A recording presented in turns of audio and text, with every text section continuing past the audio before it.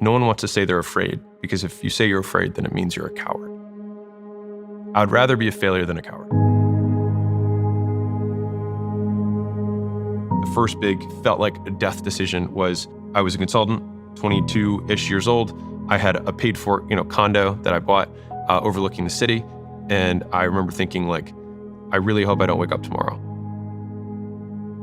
And what was difficult about that was that at that time was when my father was most proud of me, because I was doing everything that was according to plan. He could talk about like his son who graduated in 3 years from Vanderbilt, had the good job, like everything we're following the plan.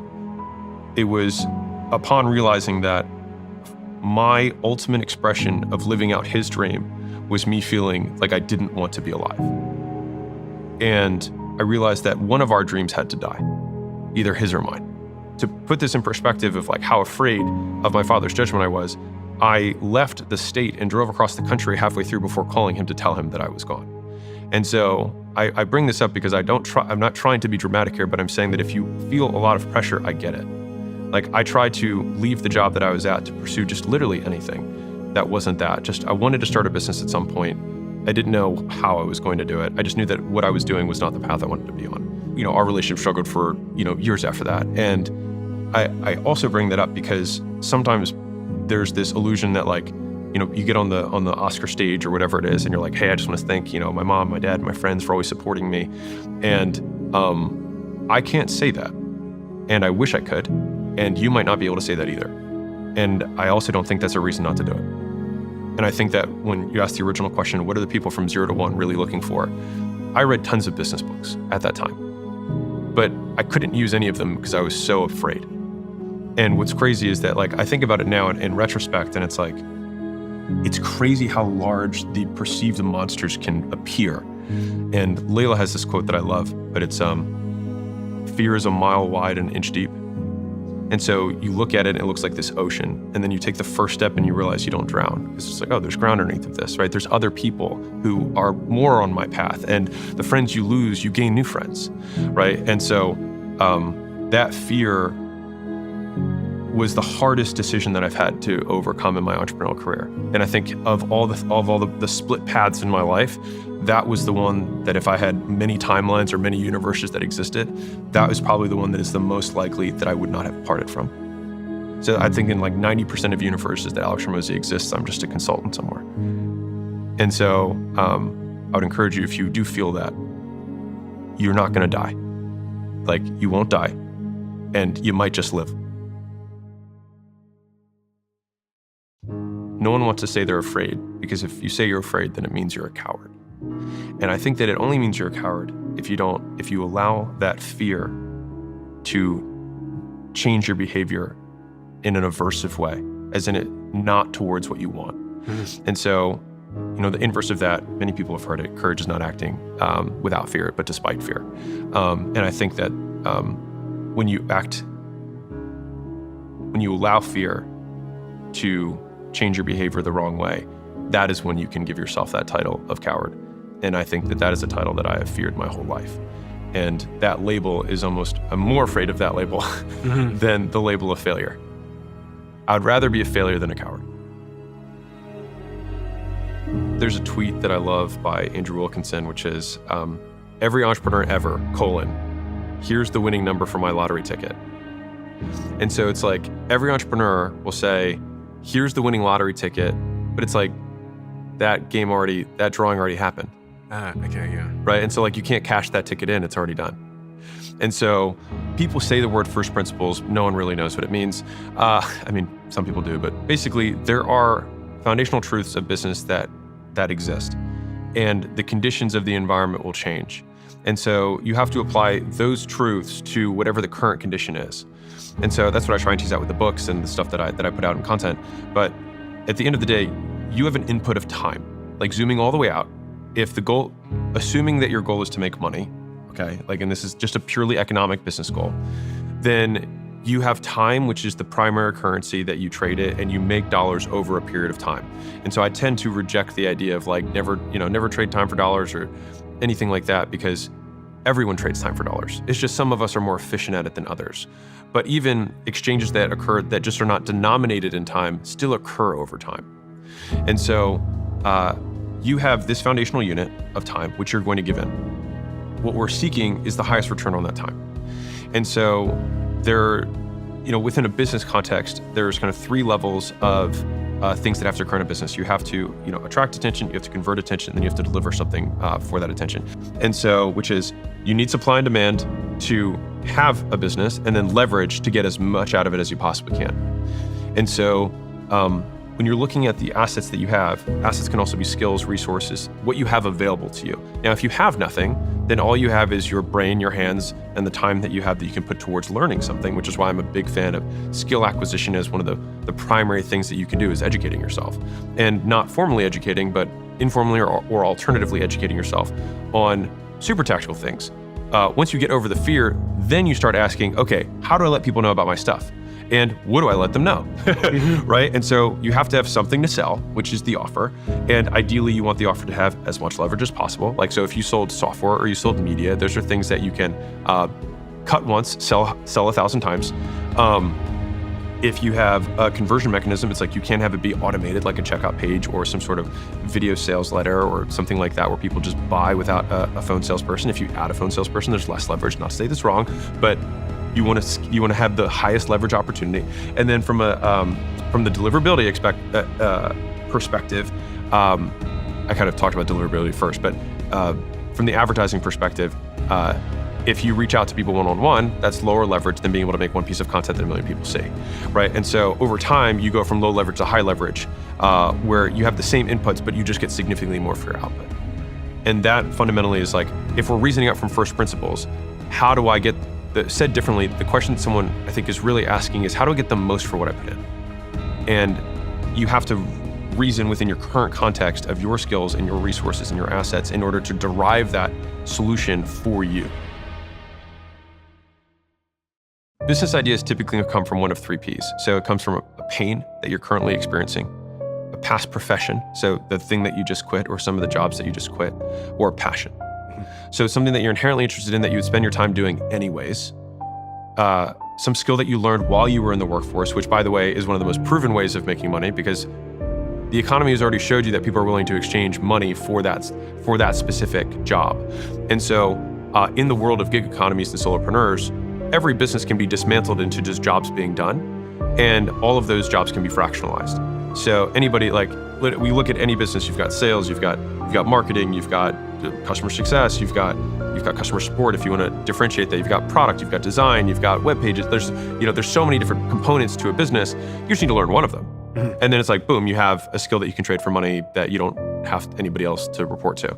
And then pain is usually, I think, in some ways, sometimes one of the biggest drivers is like you had an eating allergy and you couldn't find pancakes that dealt with your specific eating allergy. And you bet that there's a decent amount of other people with that allergy that also like pancakes.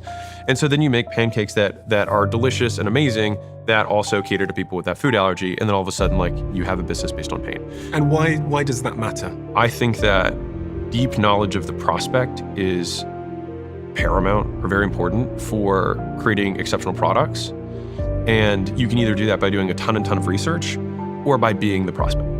I met the guy who invested in Regal Cinemas, which is probably the biggest chain in the US. And it was when there was a guy who had just one theater, and it became, now obviously COVID has disrupted that business, but for 20 years, whatever, they crushed. And he said, it was so weird to say that, cinemas are gonna make a comeback, because they'd kind of been on a downturn or something like that during the time that he was making the investment. And he said, the reason I decided to invest in it was because this guy knew everything about the business down to how much the cost of a kernel of popcorn was. And he just knew it so like the back of his hand that he was like, this guy can't fail. Like, he just knows too much about this business to not have it work. And so in investing in, making $1 gazillion. And so, but I think that deep understanding, and if you look at all of these, the passion things, you'll have deep understanding because you're spending all of your discretionary time pursuing this passion. The pain, you have a deep understanding of the problem and the prospects going through it because you've experienced it probably for years. Now, the professional one, I would say, is a bit of a shortcut because if you're quitting the job, because you don't like it. And then you say, I'm now going to do this for myself. Well, you're okay.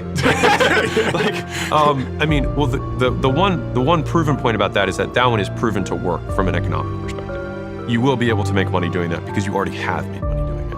I was talking to, on one of the future episodes of Mozi Tank that's coming out, we have a guy who's, he loves Dungeons and Dragons. So he's an IT guy and just loves Dungeons and Dragons. And he was like, I just want this to make enough money that I don't have to do IT anymore. But it was so pure, you know what I mean? And so I was like, we're gonna help you do this. And so we kind of walked through the business plan for it. But like, is he going to be a billionaire? No, but I also don't think that's his goal. And so I think being really clear on what you want is important. So if you're like, I want to be the richest person in the world, I think it's a terrible goal, but if you want that, great. Well, you have to have a multi-trillion-dollar idea because by the time that occurs, there's already multi-trillion-dollar companies now. So you got to be looking at like decatrillion-dollar opportunity. And so believe it or not, basically the bigger the goal, the narrower the scope of the paths to get there. If you're like, I want to make $10 million, I'm like, you can literally do that in almost any business. You want to make $100 million, probably still almost any business you can do it. On a long enough time horizon, you can do it.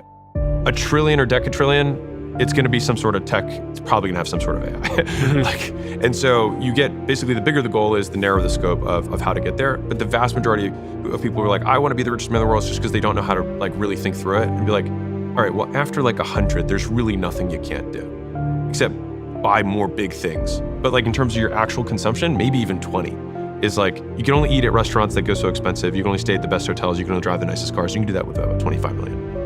What's crazy is delay discounting happens both ways. Like, so like you set your alarm for 5 a.m. at night and you're like, I'm gonna wake up at 5. But that's because you're delaying the pain of waking up.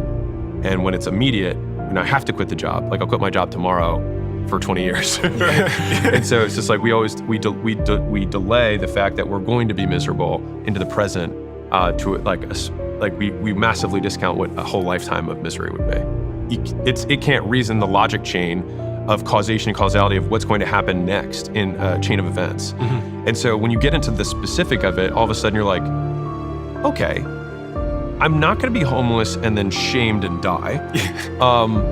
I might live in inferior living conditions for a short period, which, by the way, when you're later on in your life, you'll look back and think of as the good old days, because I can't believe I was couch surfing, I was pursuing my dreams, right? It's only like in the moment that it feels bad. When you look back, like even, I find this hilarious, like how long after you do something embarrassing is it funny? Right? Like at some point, for almost all of us, with enough time, the shameful experience becomes funny. And so if it is going to become funny eventually, it might as well become funny now. Also, logic downside risk here. I'll have a story, and I can always get my job back. Okay, and if I can't get that job back, I'll have other ones that will be available.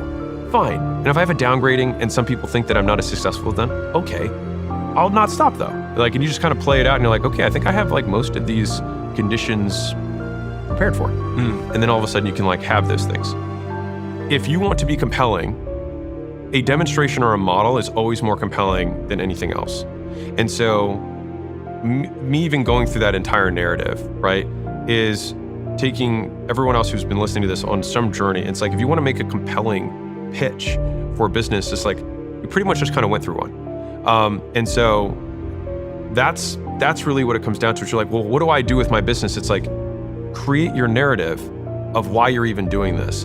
And if you can explain to somebody why they should care about this problem, or more specifically, why you care about this problem, I'll tell you this, more investors will, like, I might be like, I don't care about kitchen utensils, but this girl certainly does. And I'm sure there's other women who do too.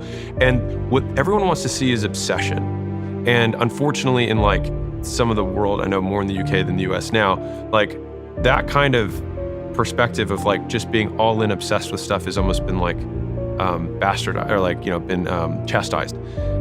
But the people who are obsessed are the ones who change the world, at least change their world. And so a lot of times we don't look at what I call the don't, which is like the alternate path. And so if I had played out my existing path, I had a guarantee of outcome I didn't want. It was just at a delay. Whereas here, there's a chance that I can make it. And so one of the final kind of frameworks for making the decision was guarantee bad, chance at good. And I was like, well, I might as well take a chance. And I strongly encourage thinking about playing it out. And so what I mean by that is, like, I think fear exists in the vague, not in the specific. And so when you say, I'm going to quit my job, and then what if this doesn't work? I'm going to failure, tons of fear. If I say, I'm going to quit my job, and then I'm going to try and start a business, and if the business doesn't work, I'll probably have a compelling story that I could tell for business school if I wanted to show that I had some entrepreneurial slant. In the meantime, I could use that experience plus my job experience to probably get another or maybe even better job in the meantime and match or supersede my existing income. And the actual loss would be maybe the savings that I had saved up. But if I'm younger or I haven't made as much money as I want, then that's never been the amount of money that would be material anyways on the grand scheme of what I would like to make. And in terms of living situation, I will, worst case, go back to my parents' house with my tail between my legs, or sleep at a friend's couch because I have enough people that would be willing to put me up in a garage if I had to. And so it's like, okay, so my actual worst case scenario is just like, I have a cool story and maybe some shame that is self-inflicted, because it's not like no one else cares really. But it's self-inflicted shame and maybe a detour or a different story that I have to tell later on in my career. Not as much fear there, right? But like the first one, like, I'll fail, everyone will hate me, and I'll die. Basically, anybody who's listening, the harder it is for you to break free of whatever kind of mental prison you've made for yourself, whether that's real or just in your head, the more compelling your story will be when you break through it.